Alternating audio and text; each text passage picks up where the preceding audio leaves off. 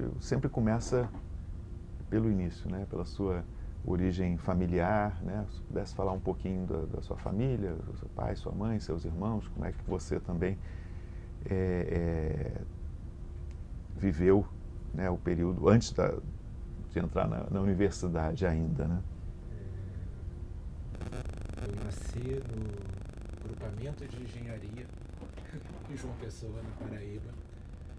Isso, meu pai é militar da aeronáutica, e por acaso, tanto ele é paraibano quanto minha mãe é paraibana, mas não havia nada de aeronáutica na Paraíba naquela época. Não sei nem se há hoje em dia alguma base. Há em Natal, né, que é uma base importante. Mas eu não sei exatamente a razão, mas meu pai foi emprestado da aeronáutica para o Exército. Ele era piloto do Exército na Paraíba na época que eu nasci. Então, o grupamento de engenharia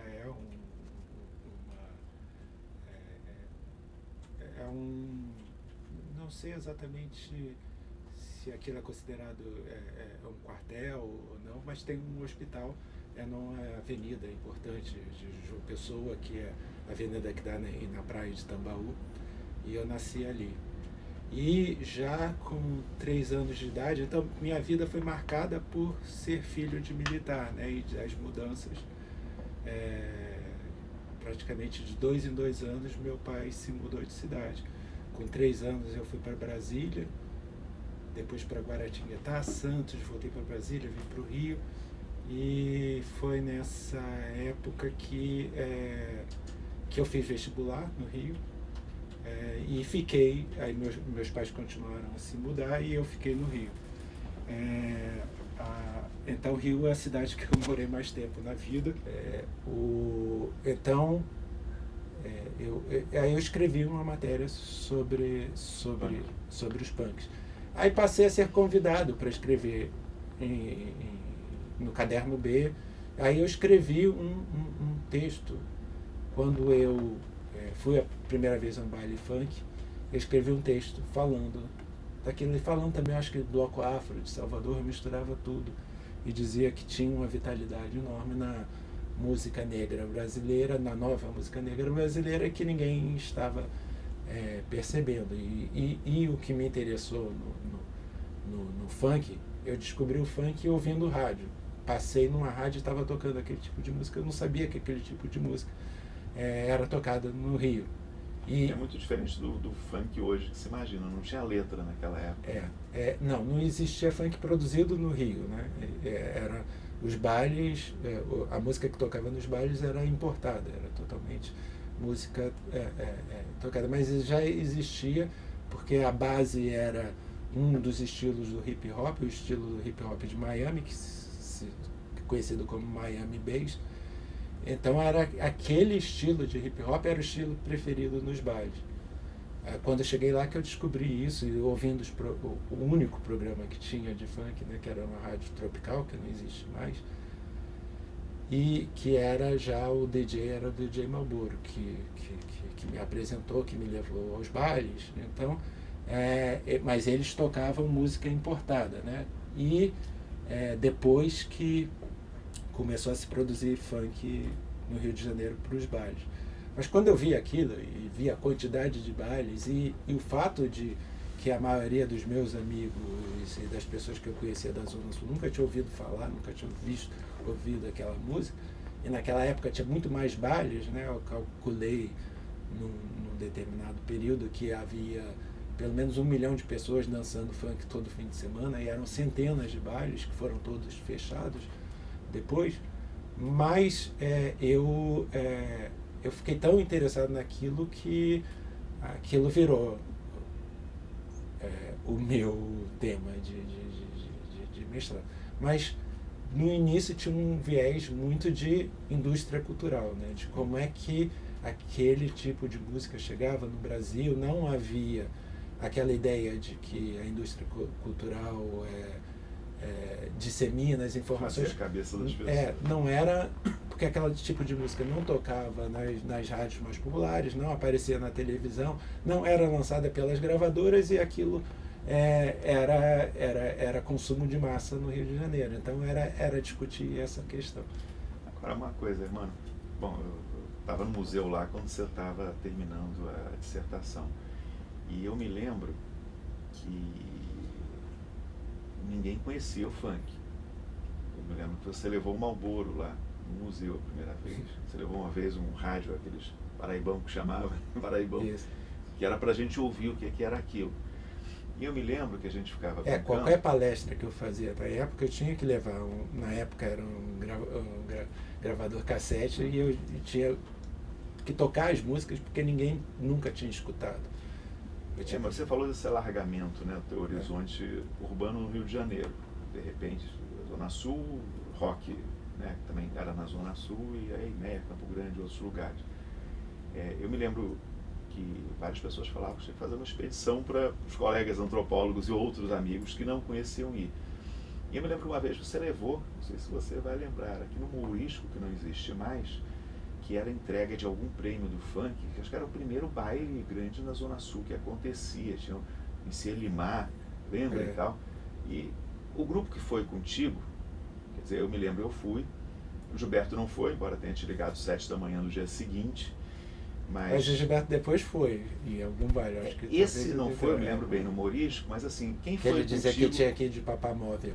Papamóvel, Mas quem tinha que foi contigo, né, do teu grupo de relações, amigos e tal, que nunca tinha visto. Eu me lembro que tinha a Fernanda Abreu, Fausto Fawcett, Regina Casé, não sei se estava, o Luiz, né, que era casado com ela, que eram pessoas, vamos dizer, eu era o menos antenado, como se dizia antigamente, eram pessoas antenadíssimas, já artistas e tal, e desconheciam radicalmente, né, esse mundo funk, todo mundo para conhecer, e ficava num cercadinho na arquibancada olhando, né, aquela coisa lá embaixo. Acho que eu fui o único a misturar. Essa experiência de ser uma coisa radicalmente diferente no próprio ambiente urbano, né? Isso tinha muito a ver com o Gilberto também, que sempre chamava atenção para isso, né? Da heterogeneidade. Você lembra desse episódio da primeira? Lembro. E a Fernanda fala muito nisso, né, Fernanda Abreu? Que depois esse tipo de música se tornou tão importante na carreira dela, né? E na carreira do Fausto também. Então, eles descobriram naquela época, mas eu fiz muito isso, de levar as pessoas, de fazer excursões mesmo, assim, de levar as pessoas para conhecerem uma parte da cidade.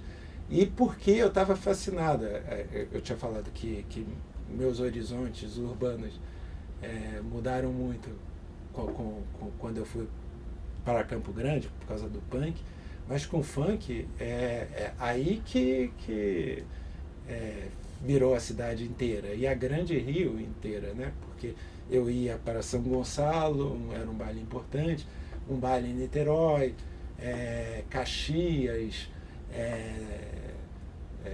Meyer, o Mackenzie no Meyer, Pilares, CCIP de Pilares, tantos clubes importantes que tinham bailes importantes e que logo depois foram fechados.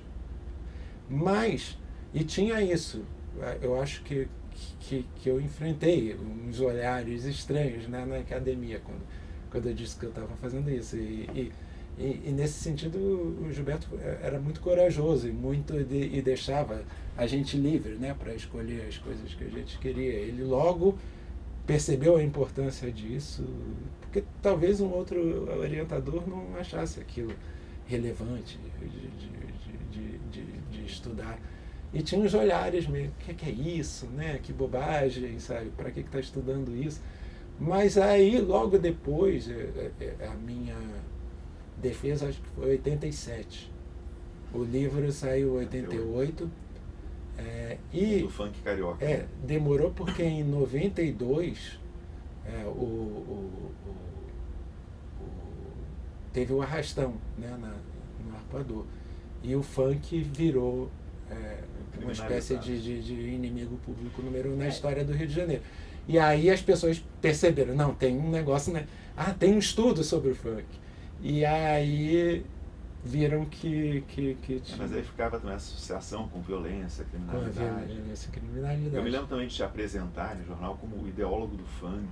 Isso. E o secretário de segurança, a polícia, sempre te Isso. chamava para É. conversar. Eu fiquei sobre muito funk. assustado, né? Você ia ano após ano, eu me lembro de É. você dizendo, depois de um tempo, que apagava-se a memória. Você ia falava, tipo, as outras pessoas, É. você falava as mesmas coisas e não tinha E era continuidade. sempre, havia um problema, a polícia fechava todos os bailes, aí o pessoal das equipes de som, que vivem dos bailes, me procurava e vamos falar com o Estado, né, para ver se resolve o problema. E o Estado que nos atendia era a Secretaria de Segurança. Nunca foi a Secretaria de Cultura, sabe? Não era um problema cultural, era um problema de segurança. Muitas vezes a gente... Agora, isso que você está descrevendo, você assumiu um papel que o Gilberto sempre chamou muita atenção, que você era um mediador cultural, né? A questão da mediação que ele... Depois com a Karina ele vai organizar um livro, teve um seminário que você participou, eu também, tal. E eu me lembro do Gilberto chamando a atenção, e você escreve no Mundo Funk Carioca, né? Que você deu uma arma para um nativo. Isso. Que você veio dos Estados Unidos, de Nova York, trouxe a primeira bateria eletrônica no Rio de Janeiro, você trouxe e deu para o Marlboro. Não foi, não fui eu, o Herbert tinha uma bateria eletrônica. E ele tinha comprado uma outra, e tinha essa disponível e ele deu para o Marlboro. E eu levei para o baile, né? Eu me lembro, foi a primeira dele que causou aquilo impacto, todo mundo queria a mesma coisa depois, né? Eu me lembro bem da cena. Eu fui encontrar com o Marlboro na Rádio Tropical, que o estúdio da Rádio Tropical era na Praça Tiradentes, no edifício mais alto da Praça Tiradentes, tem até hoje lá. E aí era o nosso ponto de encontro, ele estava terminando o programa, dali a gente pegou um ônibus e ia para o baile de São Gonçalo, em Niterói, né? E aí, atravessando a ponte, o Marlboro sabia imaginar uma batida, mas não sabia programar na bateria. E eu fui no ônibus, na ponte Rio-Niterói, programando, colocando a caixa aqui, o bumbo ali e tudo mais. Aí, o Herbert tinha me dado uma aula, né, para saber como programar a bateria. E aí, quando a gente chegou, aí saltava depois da ponte, pegava um outro ônibus para ir para o baile. Aí, quando a gente chegou no baile, ligou a bateria no sistema de som, aquele sistema de som gigantesco, e era uma batida igual a das músicas que as pessoas dançavam. E as pessoas começaram a dançar imediatamente. Então deu certo, assim, sabe? E foi a primeira vez que se usou, que se programou e que se usou uma bateria eletrônica no funk carioca. Aí, quando eu contei para o Gilberto disse, né? Isso é igual, é uma interferência radical no meu campo, né? E é como dar um rifle para um chefe indígena. E eu não tinha muito... Ele não falou isso criticando. Ele estava brincando, como o Gilberto sempre brincava. Ele gostou da situação. Mas era uma experiência também. O que dali pode surgir? E surgiu um monte de coisa, né? Pois agora para eles também, o funk, o mundo funk, né? Não só o Marlboro. Você também era um canal de acesso a um mundo que eles não tinham acesso. Isso, a imprensa. A imprensa e você ser irmão de música, amigo de músicos e bandas, e ter um circuito que você podia levar, sei lá, Fernando Abreu e Fausto Fawcett para um baile funk, mas também trazer o Marlboro para o Museu Nacional e você também era uma fonte de novidades e acessos, principalmente para eles, né? Você percebia isso, evidentemente, né? Como é que você lidava? Eu acho que isso foi uma coisa que eu busquei na vida. Eu acho que a antropologia é um complemento disso. Eu sempre gostei de diferenças e de colocar as diferenças em contato. Não me interessa a bolha, sabe? Eu gosto das bolhas juntas e de o que é que elas vão produzir quando elas se encontram. Então, essa é a experiência de ver o que é que o Marlboro vai fazer, como o mundo funk vai absorver essa novidade, né, da bateria eletrônica. E logo depois, isso foi em 86, em 88 ele já estava produzindo música, ele colocou até os primeiros MCs do funk, um era o apresentador do programa dele na rádio, Batata, e as outras pessoas que circulavam com ele botou as pessoas para fazer rima, pegava muitas das rimas que o baile mesmo criava, né, coletivamente, e passou para os discos, e lançou um disco em 89, né, que é o Funk Brasil número 1. Foi lançado em 89 e tem uma dedicatória para mim, eu não me lembro exatamente os termos, mas era para quem deu o rifle, para o chefe indígena. Ele usou a citação do livro no disco. E aí surgiu uma indústria, e foi muito curioso, porque o baile que eu estudei era 100% de música importada, né, e eu fiz esse estudo, né, sobre como essa música chegava no Brasil. Tinha um tráfico de discos, né, as pessoas que iam lá, não clandestinamente, mas elas passavam um dia em Nova York ou Miami, compravam os discos, voltavam e vendiam na rua, ali na Uruguaiana. Os bailes arrancavam o rótulo para ninguém ver o que estava usando. Isso é uma prática que depois eu descobri que na Jamaica também faziam isso, né, as equipes de som. Na Jamaica, que gostavam de rhythm and blues de Nova Orleans, daí surgiu o reggae, né? E eles também, as equipes de som, tiravam o rótulo de disco para as outras equipes não saberem, eles terem aquela música com exclusividade. E isso aconteceu muito, mas aí, em 5 anos, se transformou, passou a ser 100% de música produzida no Rio de Janeiro. Quando a música começou a ser produzida no Rio de Janeiro, foi avassalador o tipo de utilização que todas as equipes tinham que utilizar.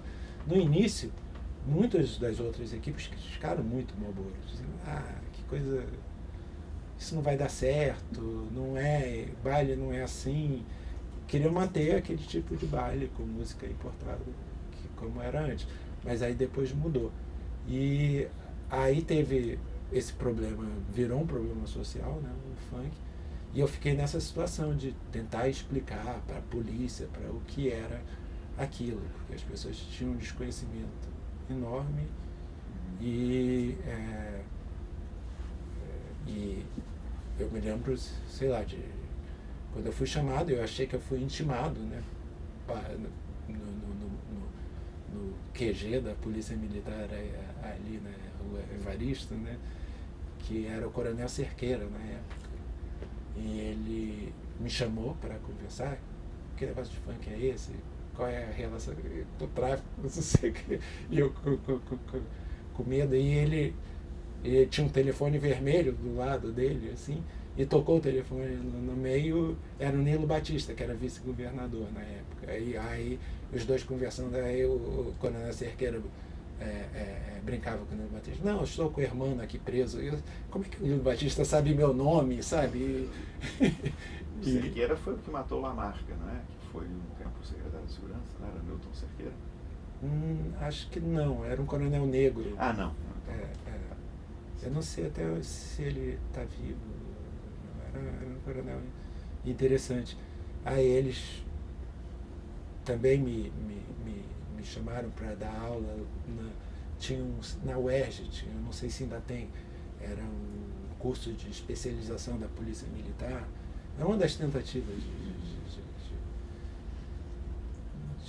de aproximar a Polícia Militar da sociedade, da academia e tal. Eu fui dar aula lá, mas não deu muito certo, porque eram projetos de governos, e os governos eram trocados, e aí começava tudo de novo, toda a perseguição contra o funk. E teve aquilo que eu falei, que o funk proibidão é uma produção do Estado, né, assim, porque os bailes foram fechados, foram para dentro das favelas, que era o único lugar onde eles podiam ocorrer, onde a polícia não entrava e onde os comandos estavam se fortalecendo. Então a aproximação do funk com os comandos foi produzido por uma estratégia do governo, que não sabia fazer política cultural, mas sabia fazer política, que eu disse, política anticultural. Mas você também continua na trajetória acadêmica, você emenda logo no doutorado, né? Emendo logo no doutorado. Mas aí eu comecei a fazer televisão, né, na época.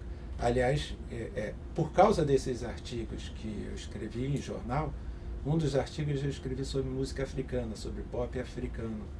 Foi um dos primeiros artigos também na imprensa brasileira a falar. Fela Kuti, todos os músicos pop africanos mais importantes, dos vários estilos. E aí o Belisário Franca, que eu vim a trabalhar depois, me procurou por causa desse artigo sobre música africana, dizendo que ele tinha um projeto de fazer uma série para televisão sobre pop africano. Foi um momento interessante na televisão brasileira, porque antes só existiam as grandes emissoras.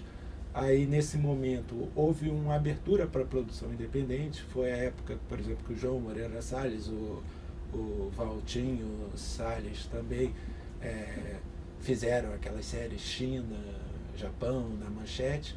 E tinha o Roberto Feite, que tinha uma produtora, que estava voltando de Paris.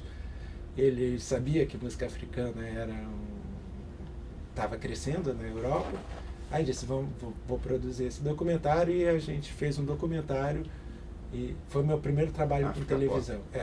Foi o meu primeiro trabalho com televisão. Você viajou? Quando eu vi, eu estava num avião da Varig que tinha a linha Rio-Lagos, e fui para Lagos e fiz entrevistas. Eu nunca tinha feito entrevista, nada disso, depois fui para o Zaire, quando era chamado Zaire, né, para o Senegal, para Paris, para Bahia. Na época também ninguém tinha... O Olodum não tinha lançado nacionalmente os discos, o sucesso do Olodum é posterior. E a gente já fez esse documentário. E quando eu voltei da África, eu me lembro que eu tinha um convite para ir para uma exposição do Luiz Zerbini, pintor, e eu fui na exposição. E era casado com a Regina Casé. A Regina Casé, casada com ele, estava na exposição e veio me dizer que tinha lido O Mundo Funk Carioca, que tinha adorado o livro. Então, minha relação com ela veio por causa da leitura dela de antropologia, né? Ela fazia TV Pirata na época. Aí a TV Pirata terminou, e aí na procura ela inventou que ela tinha um programa, e aí veio a ser o programa Legal, que foi ao ar em 91. E você já estava trabalhando com ela no programa Legal? Aí eu já estava também no doutorado.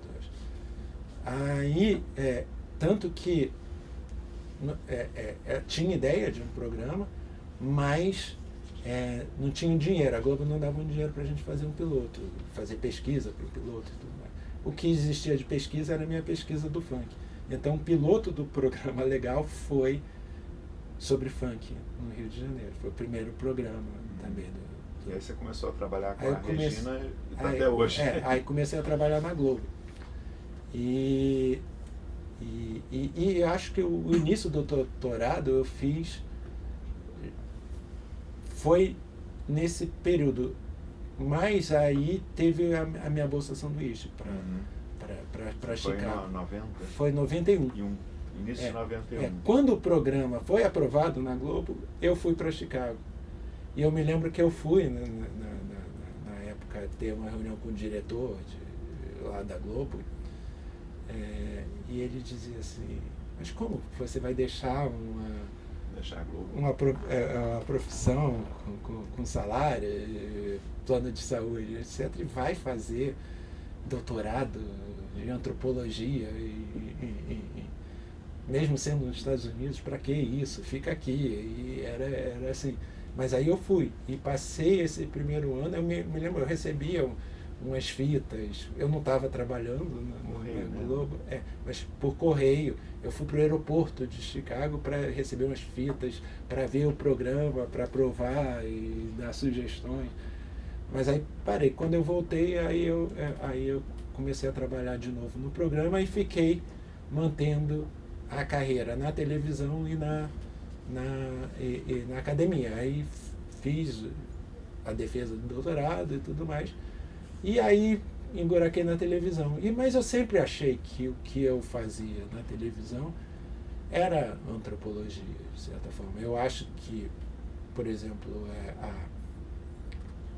a cobertura, o acompanhamento do crescimento de uma cultura de periferia no Brasil, acho que a academia não fez assim, a pesquisa que a gente fez dentro da televisão para produzir, todo o material de pesquisa que a gente tem em todas as periferias, do Tecnobrega de Belém do Pará, a isso que dá no Brega Funk de Pernambuco hoje, as coisas de Che Music no Rio Grande do Sul, tudo isso eu acho que foi muito bem coberto pela televisão. E as pessoas da academia prestando pouca atenção para isso, mas tanto que eu acho que quando vou dar palestra em vários lugares, meu crédito é sempre antropólogo, publicou tais livros, mas nunca falam que eu fiz televisão, tudo que eu fiz na televisão.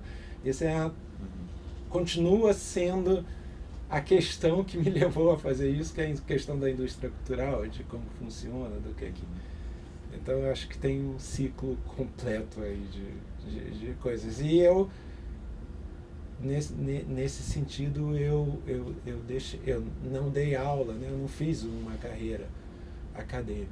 E até, assim, já houve mais, mas hoje eu estou completamente, praticamente, quando o Gilberto estava vivo, ele ainda me chamava para bancas e seminários, e fazia questão e me exigia, né? Não era um convite, era uma ordem, né? E isso era legal, porque me colocava em contato, né, com esse outro lado. Mas eu tenho, assim, me sinto uma pessoa do Museu Nacional, sabe? Eu acho que a minha formação é aquilo. E para muita gente, eu acho que isso é importante nessa história das ciências sociais brasileiras, tudo que vocês estão fazendo eu digo, assim, as pessoas vêm me falar, eu faço curso de cinema, faço curso de televisão. Eu digo, faça um curso de ciências sociais, faça um curso de história, faça um curso de filosofia. Eu acho que a maneira de pensar o mundo, a complexidade do mundo atual, o exercício que é pensar essa complexidade, eu acho mais interessante do que quem vem formado por cursos de cinema, de dar uma formação, eu acredito, mais sólida. Agora, só para não perder esse momento que você vai para Chicago, e Chicago vai por causa do Howard Becker, que está lá, que era amigo do Gilberto. Isso. Mas era uma certa novidade. Bolsa Sanduíche, eu fui em 91 em setembro, você já estava alguns meses em Chicago, né? E era meio novidade, tinha surgido há pouco tempo, o terceiro ano, sei lá, que tinha na CAPES. Você passava 1 ano ou 2 anos, depois eles foram diminuindo o tempo, né? E você já tinha contato com o Becker antes, ou foi ter lá? Você lembra? Não me lembro exatamente. Ele esteve no museu. Eu acho ele foi na minha banca para entrar no doutorado, que era bancas para cada candidato. Eu tive contato com ele no Rio, também na casa do Gilberto e tudo mais. Mas ele leu o Mundo Funk, ele lê português. Então, e ele gostou, né, do livro. Então a ponte foi facilitada por essa leitura dele. E eu fui para Chicago. Ainda meu projeto era tinha a ver com rock brasileiro, e era assim, músicos brasileiros com a questão de identidade como pano de fundo, tocando uma música que não seria de origem brasileira. E eu queria estudar em Chicago, eu cheguei a fazer esse trabalho de campo lá. Músicos americanos que tocavam outro estilo de música que não americana. Então eu conheci o pessoal lá que fazia parte da comunidade de americanos que tocavam música africana, música pop africana em Chicago. Eu cheguei a ir a vários shows, entrevistar as pessoas. Até era um fenômeno iniciante naquela época, mas hoje a quantidade de bandas americanas que tocam música etíope, música é enorme, e bandas muito interessantes. Chicago era uma cidade para esse aspecto fantástica, né? Eu fiz música, restaurantes, estilos. Eu fiz essa pesquisa, fiz entrevista com as pessoas, convivi com as pessoas, trabalho de campo mesmo, de ir aos shows, ajudar, tudo mais, gravação de disco. Mas um dia eu estava lendo na biblioteca da universidade e tinha uma coleção boa de livros brasileiros e tinha os diários do Gilberto Freire. E aí eu lendo, eu passei pelo encontro dele com Pixinguinha no Rio de Janeiro, que eu não tinha ideia que isso tinha acontecido. Aí eu fiquei fascinado por aquele encontro, pelo desconhecimento desse encontro, dele não ser falado na história do samba, e aquilo virou minha... O primeiro capítulo do livro. Virou agora, o mistério do samba. Salvo, se a minha memória estiver enganando... Mas que, na verdade, o Eduardo Viveiro de Castro foi da minha banca, né? E ele disse, o que você fez foi uma tese sobre o rock. Mas eu me lembro que eu fui para o meu sanduíche, né, em setembro. Você tinha ido no início do ano. E eu fui te visitar em Chicago, final de outubro, início de Já novembro. com neve, foi a primeira vez que você viu. A primeira vez que eu vi neve. Eu passei um frio desgraçado, quase morri. Mas fiquei contigo lá 8 dias, se eu não me engano. E eu me lembro, posso estar enganado agora um pouquinho, mas acho que foi lá que você me deu já um capítulo, um texto que era sobre Carmen Miranda. Isso. E falava de Carmen Miranda. E você estava bem na dúvida de mudar de tema. Eu lembro de você falando isso. Você me levou a um restaurante etíope, afegão, aquelas coisas, uns shows underground lá, sei lá, aquelas coisas. Mas eu me lembro do texto da Carmen Miranda que você pediu para eu ler. E você estava já, quer dizer, a Carmen Miranda era, vamos dizer, a mudança para um outro tema. Me lembro de você falando também que o rock brasileiro era muito próximo de você. Paralamas já era um grande sucesso, Legião Urbana, Titãs, sei lá, todo mundo que você ia estudar era amigo teu. Então isso era um certo encontro que acabar perdendo os amigos de alguma forma. Foi mais ou menos nesse ano, né? E acabou que a nossa trajetória também, você também fez uma dissertação de mestrado, pesquisa de campo, de trabalho de campo, e a tese de doutorado também tinha esse viés histórico. E do Rodolfo, Luiz Rodolfo também.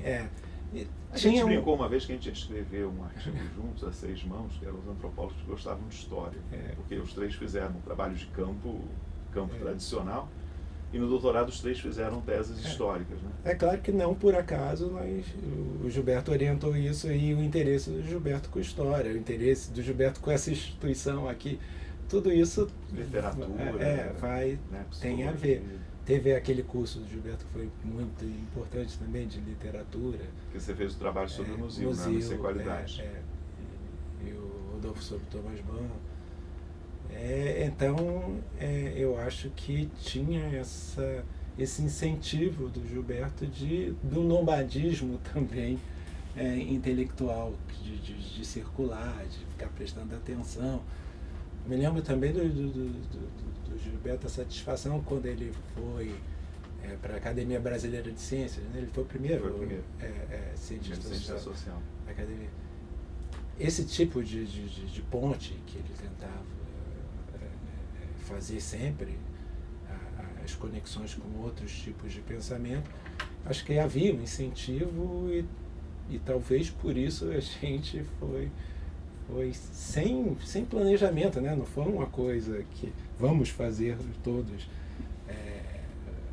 o mesmo tipo de desvio. É bom usar essa palavra desvio. Agora, o Becker lá, você chegou e aí pouco depois ele se mudou para São Francisco porque a Diane foi para Seattle, não foi uma coisa assim? Ele já tinha esse plano, né? Depois de décadas de Northwestern, ele Chicago, se mudou. E foi, no meio do ano ele se mudou. E você aí foi eu de fui trem visitá-lo. E o Gilberto estava em Seattle também, né? Quando eu estive lá. Mas é incrível o tipo de relação, porque eu não esperava aquilo, né? O Howie era o tratamento que ele deu e que ele dá para os estudantes. Eu fiquei na casa dele, ele me levou no banco para abrir conta, sabe? Ele foi me ensinando as coisas, me levou para circular, para encontrar apartamento para alugar e aí me deu o colchão e fez todo esse tipo de coisa. E nesse período a gente tinha ele tinha... Eu acabei morando perto dele, eu morei naquele lugar porque ele morava poucos quarteirões próximo, né? E aí ele tinha isso de um dia da semana ele ia de carro para a universidade e a gente tinha um seminário que ele chamava de car seminar, que era dentro do carro e eu tinha que preparar coisas para ir conversando, demorava um tempo e era a hora que a gente conversava. E eu cheguei lá também, ele fez o primeiro curso dele de performance e ciências sociais com o Dwight Conquergood, que era a universidade tem um departamento importante de teatro e de performance, que formou vários atores importantes nos Estados Unidos. E então era uma turma que juntava estudantes de teatro e estudantes de ciências sociais.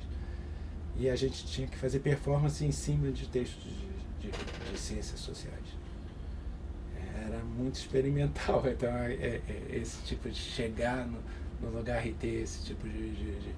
Mas ao mesmo tempo que ele meio exigiu que eu fizesse um curso de estatística mesmo, de sociologia quantitativa, de um jeito com as fórmulas porque ele tinha tanto interesse nesse lado mais experimental, menos quantitativo possível e no mais hard quantitativo. Então, eu acho que nisso ele também é muito parecido com o Gilberto, né? A sociologia dele aqui é antropologia urbana, né? Tanto que no museu que foi o local que ele se encontrou, né, mais com a comunidade brasileira. E em Seattle, na universidade, tinha um departamento que eu cheguei a conhecer várias pessoas de etnomusicologia, que ele também tinha interesse. E em Chicago também, eu fiz um curso com Paul Rabinow, que era muito interessante, que sei lá, teve aula com grandes músicos indianos, africanos. O Paul tocava bimbira, né, que é aquele instrumento do Zimbábue, ali daquela região. Ele esteve no Brasil também, pelo que você viu. Então, isso. Esse contato maior, eu me lembro que teve, na época que eu estava em Chicago, teve o congresso de etnomusicologia, foi em Chicago. Foi uma oportunidade, era o momento de que a etnomusicologia estava se abrindo cada vez mais para estudos de música urbana, de misturas. O Anthony Seeger, você conhecia já quando? Conhecia daqui do Rio. Estava na Smithsonian, né? E eu fui lá. Estava no museu. Né? Eu fui em Washington e fui no escritório da Smithsonian e ele estava... A Smithsonian tinha o acervo da Folkways Records, que foi que é um acervo incrível. E quando eu fiz depois o Música do Brasil, ele deu orientação sobre direitos autorais e como a gente devia fazer e tudo isso. O Música do Brasil, que você mencionou, acho que dos projetos que você fez foi o mais assim de mapeamento cultural, entre aspas, né? Que era musical, mas era também de cultura popular, de festas, de religião, de tudo isso misturado, né? Fala um pouquinho desse projeto. Esse foi um projeto, acho que eu fiz em 96, 97, e era um projeto de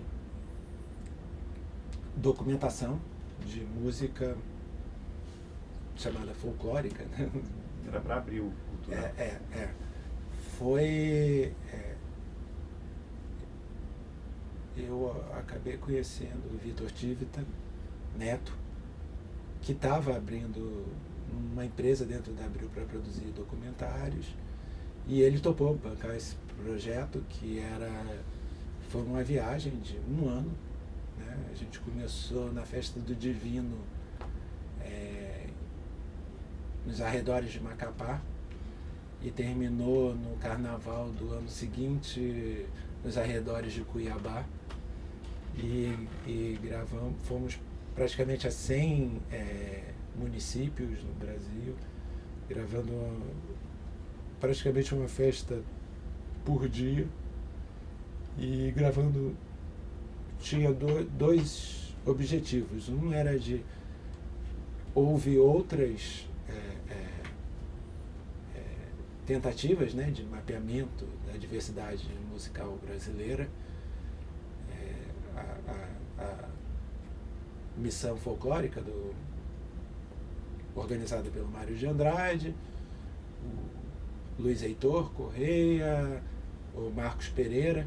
Então, era na Funarte já. O Marcos Pereira era independente, né? Ele tinha uma gravadora, Marcos Pereira. E teve o projeto da Funarte, que lançava os disquinhos compactos. Então eu fiz um levantamento sobre esses outros mapeamentos e escolhi alguns dos lugares que a gente deveria voltar para ver como a música tinha se transformado durante essas décadas, né? E depois também escolhendo músicas que nunca tinham sido registradas antes. Aí viajava uma equipe que era uma equipe que gravava o som, uma equipe que filmava, a gente fez isso tudo em filme, e um fotógrafo, e a gente lançou uma caixa de CDs, uma série de programas para a MTV na época, que a MTV era ligada a Abril, que passou também, acho que na TVE, que existia na época. Mas o mais importante é o acervo, né, que a gente fez, que tem isso documentado com uma qualidade incrível, o áudio gravado, cada instrumento no seu canal. Acho que esse tipo de música nunca tinha sido registrada dessa maneira. E eu fico esperando que as pessoas tenham acesso a isso e possam estudar isso. É um registro assim, de um período e de muita coisa, né? Mas a ideia original era, eu me lembro várias vezes na tua casa você mostrando copião, fitas, né? Mas a ideia era que esse acervo fosse disponibilizado publicamente, isso. Não só fazer aquela caixinha, né? Aquela publicação com 4 ou 5 CDs, não me lembro. Que contém uma parcela muito pequena de tudo que a gente registrou, sabe? Mas acabou não virando acervo. Não virou ainda. Vai virar. É porque até no meu contrato, a única causa que eu fiz questão de ter era que não podiam apagar, não podiam, porque as coisas assim, é incrível, tudo que a gente fez do Programa Legal, Brasil Legal, na Globo. Na época, as fitas de pesquisa que a gente ia entrevistando, que eu achava que era uma coisa preciosa, porque muitas daquelas pesquisas não foram para o ar, né? Não geraram programa, mas aquilo tinha Mas na época fita era muito caro, né? Então as fitas eram reutilizadas, eram apagadas para produzir mais. Mas Não. aí não tem muita coisa que eu fiz, de pessoas que eu encontrei no Brasil. Então eu tive a sorte, né, de viajar o país todo várias vezes. E essa experiência, acho que foi a primeira vez que você viajou tanto pelo Brasil profundo, como se diz, né? O que teve de surpresa ou não? De viajar, essa viagem de música do Brasil. Também eu fiz as viagens, por exemplo, Brasil Legal, que era um programa que foi exibido pela Globo, acho que em 95, e que sempre, cada programa era organizado em torno de 3 entrevistas com pessoas chamadas de anônimos, né, que não são celebridades. E era um programa que era um talk show feito por pessoas que não queriam um talk show tradicional, porque elas não fizeram nada de extraordinário. A ideia é antropológica, de certa maneira. Aí, eu fazia pesquisa. Então, a primeira vez que eu fui a Parintins, foi fazendo pesquisa para o Brasil Legal. Viajei por vários lugares. Eu também fiz um projeto com afiliadas da TV Globo, e com produção regional e viajando também. Então viajei, circulei o Brasil, rodei o Brasil todo várias vezes, indo para todos os lugares, assim, sabe, do sertão mais pobre do Piauí a São Gabriel da Cachoeira, que é a fronteira, Rio Negro profundo, né? Uma cidade incrível. Agora, de alguma forma, você continuava sendo mediador. Eu lembro que vários desses programas, outros projetos que você fez, era de trazer também a música, entre aspas, regional ou de outros lugares para o centro, né, da indústria cultural, vamos dizer assim, brasileira, Rio-São Paulo. Eu também fiz um outro projeto que é importante, marcante, foi o Além Mar, né? Além Mar. Que eu O Belisário também, né? A gente viajou por todos os países, menos São Tomé e Príncipe, onde se fala português no mundo. Então fomos a Macau, Goa na Índia, Moçambique, Guiné-Bissau. Quase no momento, eu acho que ali tem golpe todo dia, né? E estava quase tendo um golpe.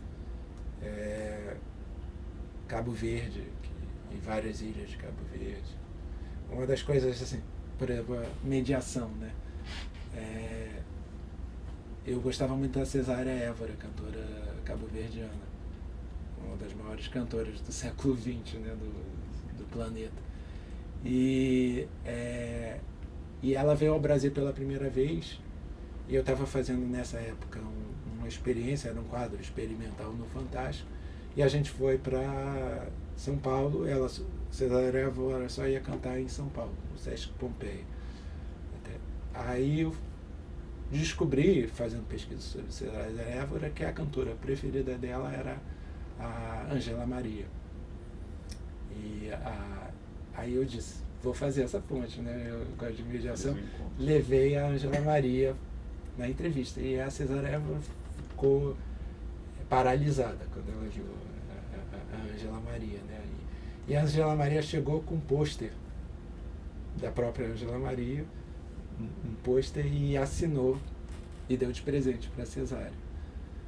A Ângela Maria nem sabia direito quem era a Cesária, mas a Ângela Maria tem uma história interessante também. Uma vez eu fiz uma entrevista com ela, levei até o Peter Frey, que gostava muito da Ângela Maria. A Ângela Maria morreu recentemente.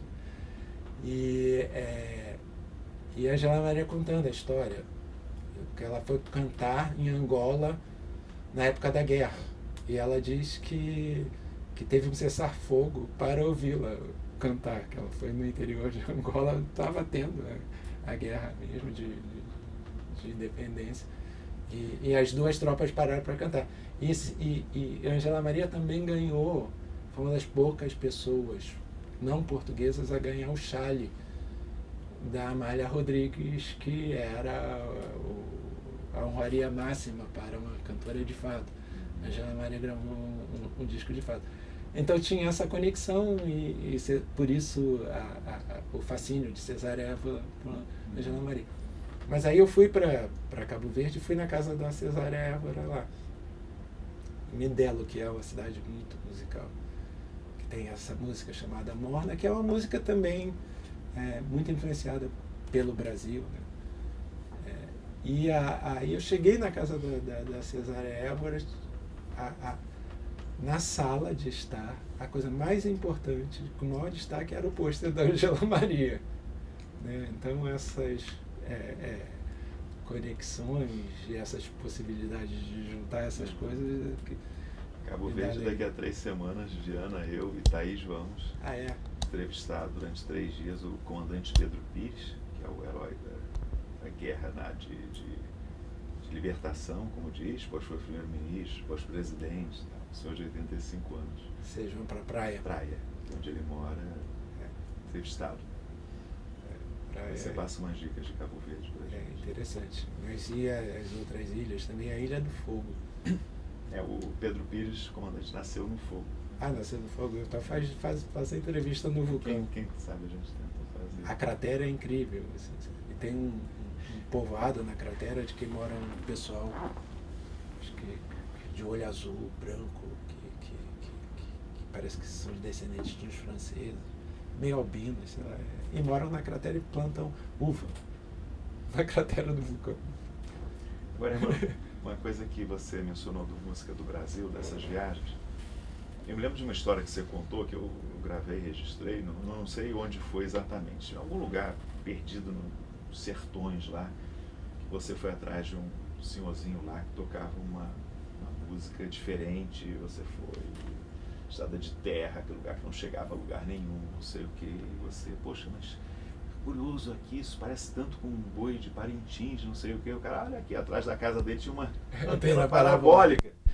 Ou seja, a visão que se tinha, né, também desse sertão como uma coisa primitiva, atrasada de alguma forma, estava mudando radicalmente por conta do acesso, né, satélite, depois internet, e possibilitava muito mais esse contato, vamos dizer, do sertão do Brasil profundo com o que tinha de moderno no mundo. Ele assistia o Boi de Parintins, por isso que a música dele, não sei se você lembra desse episódio. Lembro, isso foi no Rio Grande do Norte, no interior do Rio Grande do Norte, numa comunidade que faz uma festa chamada Bois de Reis, que é até a dança mais impressionante que eu vi de todas essas, sabe? Porque as coreografias são incríveis e muito rápidas, com saltos. Aí eu estava entrevistando um mestre na frente da casa dele e aí comentei com ele, eu vi um boi muito interessante no Amazonas. Aí ele disse, Parintins, eu vejo todo ano. Aí eu vi que ele tinha uma parabólica do lado, né? Essa ideia de que aquilo era produção de um pessoal que ficava isolado. E eu acho que todos esses projetos de televisão, o Brasil Legal também, era um pouco o inverso do Bye Bye Brasil, né? O Bye Bye Brasil, aquela caravana, está fugindo das antenas. O filme, né? Você tá falando. E Cacá Diegues. É um filme que eu gosto muito, mas eles estão fugindo e procurando um Brasil que resiste a essa entrada das antenas. E o que a gente estava procurando no Brasil Legal, o que eu procurei o tempo inteiro, funk, o jeito que eu acho que eu pensei o samba, no mistério do samba, era o Brasil que está conectado, né? O Brasil que tem antena parabólica e que depois eu fiz uma outra série para o Fantástico que se chamava Lan House. Foi no momento do apogeu das Lan Houses, né? Que as pessoas ainda não tinham internet dentro de casa e que a Lan House se transformou no ponto de acesso e de digitalização da população das periferias brasileiras. Aí a gente fez eu me lembro assim, de chegar em em Fortaleza, na periferia de Fortaleza, e os garotos na Lan House sabiam falar japonês. Porque eles gostavam de mangá, sabe? E anime, quadrinhos, e aí por isso eles se interessavam e faziam cursos online para aprender a falar japonês e faziam cosplay, sabe? De concurso de cosplay. Essas coisas todas interessavam pra gente. E a gente tinha esse nosso bordão meu da Regina de viajar, e o Brasil não cansa de nos surpreender, até que nos surpreendeu até demais, porque eu não imaginava que o Brasil ia eleger Bolsonaro. Não, ia ser o que o Brasil se transformou hoje. Assim, realmente, todas essas viagens não indicavam essa e a polarização, o ódio, todas essas coisas. Você mencionou em vários momentos encontro, né, que é o capítulo de abertura do Mistério do Samba, que é a invenção do samba, que era o título da tese, se eu não me engano, né? A descoberta do samba. Depois ficou o mistério. Foi a Heloísa Buarque de Holanda que não gostou. E aí... ela achava que era o título mais... E aí tem esse encontro, né, de diferentes coisas, misturas, sincretismos e trocas. Agora eu estou lembrando também de um momento quando você vai para Chicago, você chega lá, está no auge, explodindo não só o politicamente correto, mas o multiculturalismo, que era pelo menos na tua visão na época, na minha também, era o oposto disso, separar cada um no seu quadrado, a mistura, o sincretismo, a miscigenação é ruim. É mais ou menos isso, né? Eu me lembro de você falando, gente, isso vai chegar no Brasil, não tem jeito, é meio fatalista, né? E assim, a gente está falando de 91, 92, né? Foi chegar muito depois. Não sei como é que você viu isso. Uma mistura enorme que você vê aqui, mas também no Além-Mar e tal. Quando eu cheguei nos Estados Unidos, a capa da Newsweek, ainda existia a revista de papel Newsweek, e lá também que eu tive acesso pela primeira vez à internet, né? A BitNet. E que depois deu no Alternex aqui, né? A capa da Newsweek era politicamente correta. Eu nunca tinha ouvido falar essa expressão. E identificava um fenômeno novo. E eu me lembro que esse era um tema muito presente nessa aula de performance. Até a minha performance, no final, foi em cima de um texto do James Clifford, que era de um julgamento de um determinado povo, porque eles tinham que provar que eles eram índios para conseguirem a posse de terra. Eu não me lembro exatamente o que era. E nós fizemos esse tribunal na sala de aula, sabe? Tinha um juiz, as pessoas dizendo que eram índios e tal. Mas eu me lembro de uma garota que estava na sala de aula, que era descendente de índio. E um dia, por causa tinha um pessoal de teatro e tudo tinha um clima de laboratório, ela caiu no choro. E ela dizendo assim, eu podia ter usado meu parentesco indígena para entrar na universidade, mas eu não me sentia bem fazendo isso e tudo mais, e chorando. E as outras pessoas, havia alunos negros, alunos filipinos e vários outros grupos na sala de aula, e aquilo foi catártico. E aí eu percebi como aquilo era uma experiência radical que aquelas pessoas estavam fazendo, como aquilo tudo era uma transformação dolorida. E aí eu muitas vezes depois, voltando para o Brasil e vendo as brincadeiras que se fazia com o politicamente correto, antes dessa situação atual, eu, por mais que tentasse, eu continuo achando que radicalizar a questão da mestiçagem, da ideia e etc. é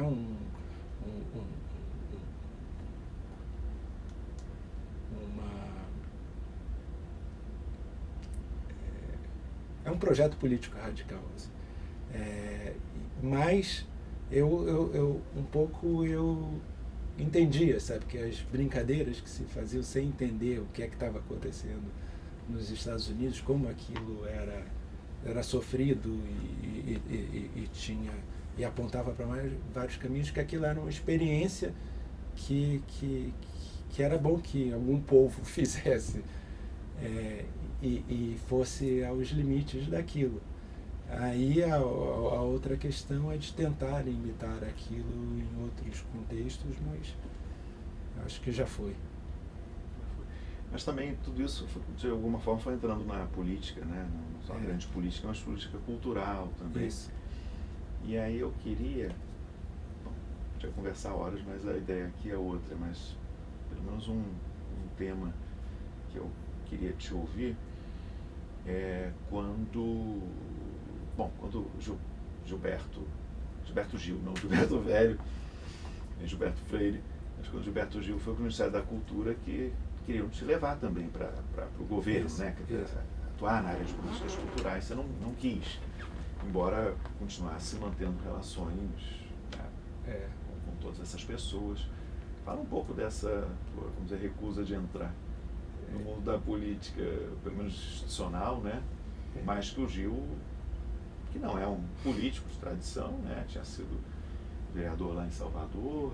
Isso, eu fiz nessa época do African Pop, eu fiz uma entrevista com o Gil candidato. E desde essa época a gente manteve contato, eu fiz vários trabalhos, tanto com o Gil quanto com o Caetano.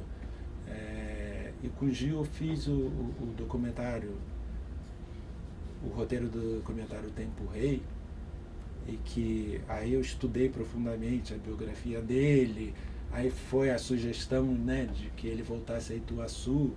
Foi a primeira vez que ele voltou a Ituaçu, a cidade que ele morou na infância, desde aquela época, e aquilo foi muito marcante na vida dele, e a gente estava muito próximo, né, nessa época. E na época, na eleição do Lula, naquele período, eu estava trabalhando num documentário, porque tinha a excussão dos Doce Bárbaros, a reunião dos Doce Bárbaros, que é Gil, Caetano, Bethânia e Gal. E eles estavam em excursão e eu estava fazendo as entrevistas e o roteiro desse documentário também. Aí eu fui para São Paulo, era o show no Ibirapuera. Eu lembro que esse dia choveu e parecia que não ia ter o show e eles estavam ensaiando. Aí eu subi no palco e o Gil chegou para mim e disse: "Irmão, vem cá, eu acabei de receber o telefonema do Lula, ele me chamando para ser ministro da Cultura." E isso era segredo, mas isso foi anunciado para o público logo depois. Eu não sei o que é que eu faço, o que é que você acha, não sei o que. Você vai comigo? Aí eu nunca imaginei ocupando cargo político, mas conversei com o Gilberto na época, e aí resolvi... Gilberto Velho. Gil, eu falo Gil, Gilberto é o Gilberto. Ainda tem o Gilberto Freire também, né? Aí eu disse que não ia para Brasília para ter um cargo no ministério, eu estava cuidando de outras coisas aqui, mas eu mantive, eu estava presente o tempo inteiro como um assessor informal ou algo do gênero. E procurando, sugerindo ações e frentes, né, para o Ministério da Cultura. E acho que a minha principal contribuição foi no início de chamar a atenção, de dizer que o Ministério da Cultura tinha que pensar a cultura digital, né? E cultura digital não era uma questão para o Ministério das Ciências e Tecnologias, era uma questão para o Ministério da Cultura. Aí o Gil foi ao primeiro encontro de mídia tática em São Paulo, E então O Overmundo é dessa época? a Overmundo é de 2006. Que na época a Petrobras me chamou porque elas queriam organizar alguma coisa para divulgar os projetos que a Petrobras patrocinava. Aí queria fazer uma revista, ou algo do gênero. Aí eu disse, não, tem a internet e na época começou a se falar sobre o Web 2.0, né? O YouTube estava começando, todas as redes sociais estavam começando, o Orkut estava começando. Eu disse, o legal é fazer uma revista, é uma maneira centralizada de divulgar essas coisas todas que estão acontecendo no Brasil. Eu tinha uma preocupação, né, de que até hoje, eu acho que a situação piorou hoje em dia, porque há muito pouca informação sobre o que acontece de cultura, arte, cultura, fora do eixo Rio-São Paulo. Apesar de muito mais facilidade tecnológica de comunicação. Isso, Por que isso, você acha? Eu não sei, eu acho que as redes sociais que dominaram a internet tornaram mais fácil o fortalecimento das bolhas e de você ficar no seu mundo e não de trocar as informações com outros mundos. Eu já deletei meu Facebook. E aí a gente criou o Overmundo. Para fazer isso, foi uma experiência pioneira de jornalismo colaborativo. E naquela época, eu me lembro a relação Gil, Creative Commons, software livre, a reunião de software livre em Porto Alegre. Me lembro também uma das coisas que eu ajudei o Gil e acompanhei o Gil. A primeira viagem dele como ministro no Brasil foi para Pernambuco, estava tendo a Bienal da Uni, a Bienal de Cultura da Uni, e pela primeira vez um ministro de Cultura na Bienal da Uni. E o discurso dele, que eu ajudei a pensar o que ele ia falar lá, era sobre a experiência dele como tropicalista, antes do tropicalismo em Pernambuco. Pernambuco foi muito importante para o tropicalismo. Foi onde o Gil descobriu Beatles e voltou de Pernambuco falando para Caetano, cara, Beatles, a gente tem que... E Banda de Pífano de Caruaru, as duas coisas ao mesmo tempo. O tropicalismo foi muito importante na minha formação por causa disso também. E aí era um discurso de provocação com os estudantes, porque tinham uma ideia de cultura na Bienal da Uni muito relacionada ao nacionalismo. Mas no caminho do aeroporto para a Bienal da Uni, que era em algum centro, convenções perto de Olinda, a gente passou na casa do Ariano Suassuna. E era também um encontro. O Ariano, a posição dele com relação ao tropicalismo, então era o ministro da Cultura tropicalista do governo do PT, indo na casa do Ariano Suassuna, e toda a relação do Ariano com Mangue Beach, e todas aquelas coisas assim. E depois essa ida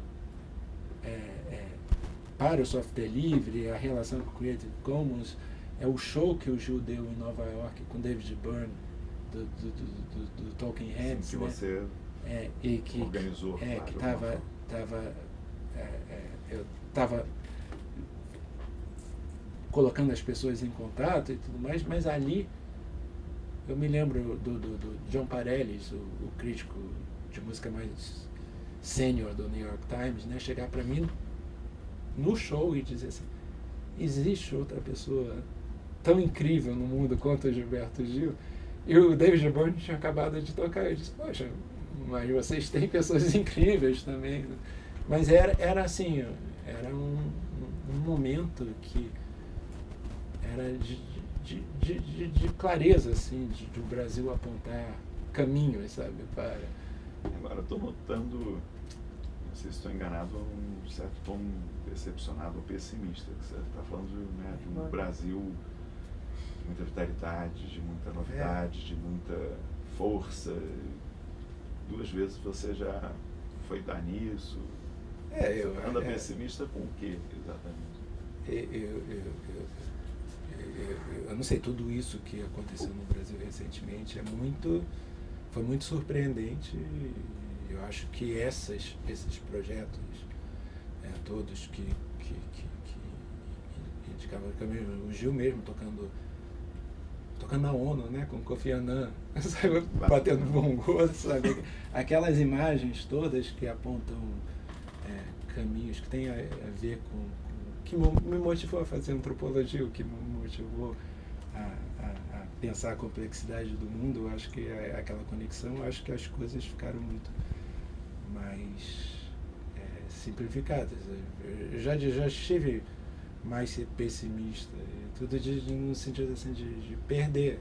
Assim, eu acreditei muito na internet também, como nas promessas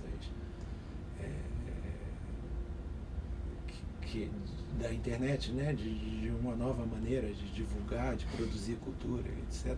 E ter se transformado no que se transformou. Não quero participar desse bate-boca, nem nada disso. De ficar, de certa forma, vendo um pouco, esperando saber o que é que isso vai dar. Bom, irmão, tem uma última pergunta, que eu costumo fazer desde o início do projeto para os entrevistados. Faz de surpresa para não preparar. Mas se você tivesse que mencionar um livro que te impactou assim na vida, o que é que te vem à cabeça como uma coisa que foi importante?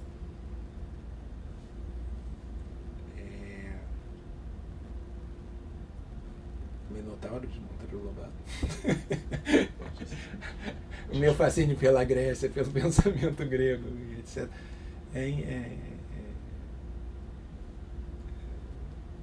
Foi Minotauro? Eu acho que ter lido o Monteiro Lobato naquela época, e hoje pensar todos os problemas que tem a obra dele, mas como aquilo é interessante. A defesa da democracia que tem no Minotauro é linda, assim, sabe, da defesa grega. E a Dona Benta fala, mas havia escravos, ela conversando com Péricles, e criticando Péricles, não sei o quê, mas aí ela diz assim, a Grécia era o sítio do pica-pau amarelo, da humanidade, onde as pessoas tinham um pensamento livre, solto, tudo mais. Muito bem. O distinto público tem alguma questão, curiosidade? Aproveitem, podem fazer perguntas. Como que deu a ideia de criar o Esquenta? Que você também trabalhou nessa... Pergunta do Thiago aqui, Peloso, só para registrar. O Esquenta foi um programa diferente na nossa carreira na TV Globo. Eu sempre trabalhei com um núcleo específico, que tinha a Regina, o Guel Arraes, principalmente nós três com várias outras pessoas em momentos diferentes. Mas sempre nós tínhamos uma ideia de um programa e apresentávamos para a TV Globo. E aí, a partir dessa ideia, eles escolhiam um horário, viam quando tinha a possibilidade de ter um horário, e se era um programa semanal, se era um programa mensal e tudo mais. Até o Central da Periferia e as coisas que a gente fez, fantástico. O Esquenta foi o único que teve um início diferente. Foi uma encomenda da TV Globo. A TV Globo tinha um horário, que era o domingo, na hora do almoço, e queria fazer um programa de auditório. E nós imaginamos um programa para aquele horário, que as pessoas estão comendo em casa. É um horário complicado de audiência, do que acontece na casa, sabe? As pessoas estão fazendo outras coisas, é um horário disperso. Mas e aí a gente pensou, uma coisa que a gente sempre tinha gostado é o samba de primeira, assim, que era uma reunião de pessoas que almoçavam, tinha sempre comida no Esquenta, assim, e comida diferente a cada edição. E as pessoas almoçavam e ouviam samba. E aí nós chamamos, Arlindo, Péricles, e para ser a nossa roda de samba, e a gente chamava outras pessoas. Mas a gente imaginava que era sempre um laboratório de juntar pessoas diferentes, o que a Regina também tem essa ideia de anti-bolhas, que nossa missão é um pouco furar bolhas, e eu já fui, assim, sabe, de dar palestras com a Regina em universidade, das pessoas gritarem com a gente, sabe, ser da Globo e de tudo mais, e de certa forma a gente perguntava, mas vem cá, o que é que você viu, sabe? E as pessoas não tinham visto nada, sabe? Criticavam uma ideia disso. Mas em que momento você acha que o programa é assim, assado, fez isso ou aquilo? Aí, e tinha essa ideia, então, de juntar a Regina, para ela, festa boa tem que ter pessoas de todos os tipos, não só mas tem que ter gay, criança, pessoas com mais de 80 anos. Então a gente tinha isso, assim, tinham todas as cotas. O programa tem pessoas de mais de 80 anos, quem são as crianças desse programa, quem são, e tudo. E a gente botava aquilo ali e tentava estabelecer conexões entre aquelas pessoas, que elas conversassem e ouvissem umas às outras. Isso deu certo em alguns momentos, não deu certo em outros momentos, mas tem momentos incríveis, assim, de que eu via que isso estava acontecendo, sabe? Que as pessoas estavam conectadas e estavam descobrindo umas às outras. Eu me lembro de ter Fernando Henrique Cardoso e Marcelo D2, sabe, assim, juntos, e conversarem sobre drogas. Ter um dos programas mais interessantes foi que a gente levou Mangabeira Unger. E nesse dia eu vi que o Mangabeira é aquela figura, né, e fala daquele jeito e tudo mais, e tem uma dificuldade muito grande, mas ele entende que tem uma vitalidade no Brasil, nos evangélicos, de uma nova coisa.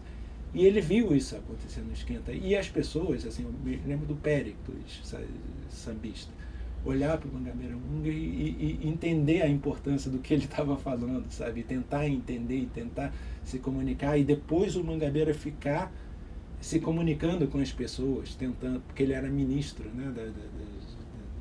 SAI, Secretaria de Assuntos Estratégicos.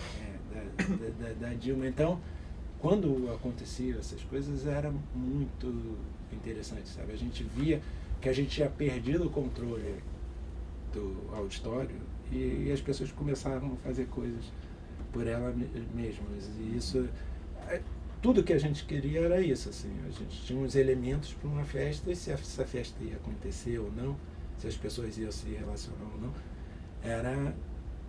é igual uma festa dar certo ou não na sua casa, sabe? Você chama as pessoas, botam umas músicas, e não sei o que, as pessoas vão dançar, não vão, sabe? Vão tirar umas das outras para dançar, são amigos de lugares diferentes, que vão conversar ou não. Eu me lembro do lançamento dos meus livros, né?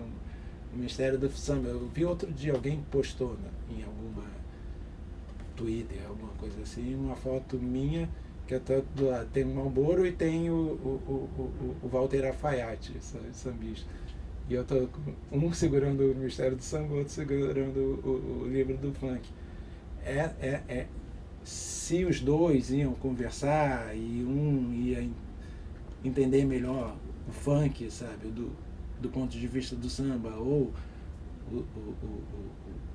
o samba do ponto de vista do funk, e o que é que isso, essa nova relação pode gerar de novidade cultural no país, era um pouco essa busca que tinha no Esquenta. Deu certo durante um tempo, depois... Quer fazer uma pergunta? Diana? Bom, tem uma irmã que eu fiquei na dúvida se fazer ou não tem a ver com a tua trajetória acadêmica nem profissional nenhuma. Mas que foi um evento, não não sei se você sente a vontade de falar ou não, mas em 2001 teu irmão Herbert sofreu um acidente, né? Morreu a Lúcia, a mulher dele, e acompanhei, né, esse momento lá contigo. Mas você que era uma pessoa muito independente, autônoma, nômade do mundo, né? De repente, aos 40 anos de idade, herdou uma quantidade de responsabilidades, né? Dos 3 sobrinhos e do irmão que, enfim, recuperou-se, né? Mas ficou paraplégico e demorou muito tempo e 1 milhão de coisas. Eu me lembro de um evento que a gente não tinha contato com você, você sumiu, até porque você não tinha celular durante muito tempo, não queria, né? E 1 mês sem notícias, depois do hospital que a gente foi, né, ver aquela coisa, a gente demorou um tempão a sair. Um dia você apareceu lá em casa de surpresa, você tirou da bolsa um caderno desses de 200 páginas e você ia virando. Um era assim, portão elétrico da casa, ferradura de cavalo. Cada página era um mundo de providências e coisas que tinham que ser tomadas, que, vamos dizer, sobrou. Eles eram tudo para você, né? Tua mãe também tinha, mas enfim, em termos de trajetória de vida, deve ter sido um impacto enorme, mas eu não sei em que medida você acha que a tua, vamos dizer, trajetória profissional, intelectual, sei lá, foi afetada, ou se foi só por ficar com menos tempo, enfim. Eu acho que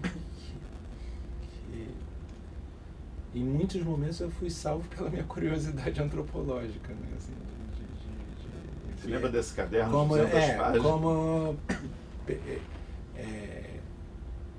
Eu considero que não é tipo Candomblé, que baixa um santo e toma conta do seu corpo. É a vida de outras pessoas que você se vê dentro baixou uma outra vida e eu tenho que me virar com ela. Mas aí ou você ficar se lamentando que mudou completamente o seu plano, né, o que você imaginava que seria a sua vida, ou aproveitar aquilo para aprender outras coisas, né? Enquanto você estava falando, me lembrei de 2 coisas. Me lembrei eu numa reunião que eu convoquei no colégio dos meus sobrinhos para discutir isso há bastante tempo, o uso de internet, né? Assim, de determinadas regras que eu acho que eu tinha determinadas regras, não coloque fotos e identifique onde você mora e etc. Eu já achava isso perigoso, a questão de privacidade e tudo mais, mas mesmo e os pais dos amigos colocavam as fotos identificando tudo, sabe, assim, dos filhos. Aí eu fui no colégio discutir isso e aprender com as pessoas.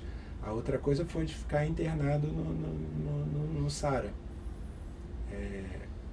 Hospital Sara Kubitschek. Hospital Sara Kubitschek. O Herbert, uma pessoa conhecida, pública, né, eu tive que tomar determinadas decisões, estudar para tomar essas decisões, por exemplo, onde ele iria fazer o tratamento. E nessa época foi tão curioso, assim, outro mundo, né? O Garotinho era o governador do Rio de Janeiro, ele estava em Cuba, né, na época do acidente. E ele ligou para o meu pai e disse assim, meu pai Brigadeiro, eu estou aqui do lado do Fidel Castro, ele está oferecendo Cuba para fazer o tratamento do Fidel Castro, né? Assim. E aí o Herbert é amigo do Emerson Fittipaldi. E o Emerson ligou também oferecendo Miami, porque tem um centro de tratamento de paralisia em Miami. O Emerson teve vários acidentes e se tratou lá, dizendo que ele fazia ponte e tudo mais. Então eu tinha que decidir entre Cuba e Miami para fazer o tratamento. Aí eu vou estudar para ver como é que eu me saio dessa. E aí fui indo, aí escrevi para o Antônio Damasio, porque eu li um livro dele. Português. Mora nos Estados Unidos. Na época, neurocientista, sei lá o que, filósofo. Né? E escrevi para ele porque eu tinha lido um livro e ele identificava um problema que eu achava que era o problema que o Herbert tinha, porque eu não acho que o problema principal do Herbert é a lesão medular, mas sim a lesão cerebral. E aí escrevi para ele, ele me indicou um outro psiquiatra, respondeu, né? Assim, eu escrevi do nada. Assim. Aí ele me respondeu, ele não me conhecia nem nada. Aí me indicou um outro psiquiatra, e esse psiquiatra disse, olha, tem um tratamento, ele poderia vir aqui, mas ficar longe da família nesse período é pior, vocês vão gastar um dinheiro, não vai ter foi muito sincero, não vai ter uma evolução tão significativa para isso. Aí no Brasil tem uma instituição incrível, que é o SARA.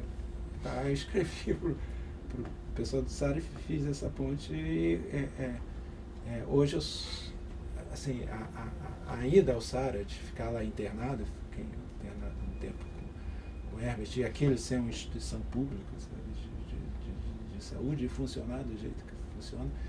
Eu fiquei no andar de lesão cerebral, que é, assim, o andar do maior sofrimento que eu já vi, sabe, de pessoas de várias classes, de várias origens regionais no Brasil estarem vivendo um problema e na hora a família que está junto e que dá força, pessoas que saíram de Kombi, de uma cidadezinha, sabe, do interior do Amazonas, estava ali, e a pessoa gritando de noite e tudo mais, e eu vi aquilo funcionando e para mim aquilo é uma lição. Até hoje eu sou do conselho da Rede SARA, sabe, tem uma participação e é difícil, sabe, todo ano é um perrengue para o orçamento e para convencer o novo governo da importância.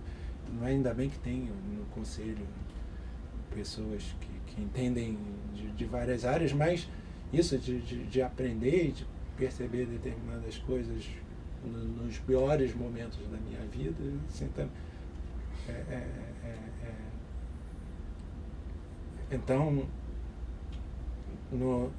aquela coisa do exótico e do familiar, de em determinados momentos você ter a capacidade de olhar aquilo como se fosse uma tribo no deserto australiano, sabe? E ficar interessado como aquelas pessoas pensam, como aquelas pessoas vivem. A Barra da Tijuca, por exemplo. Estranhar o familiar. Aí os anthropological blues também, né? Eu acho que isso me ajudou a enfrentar muitas dessas batalhas. Muito bem. Você continua um antropólogo. Acho que sempre serei.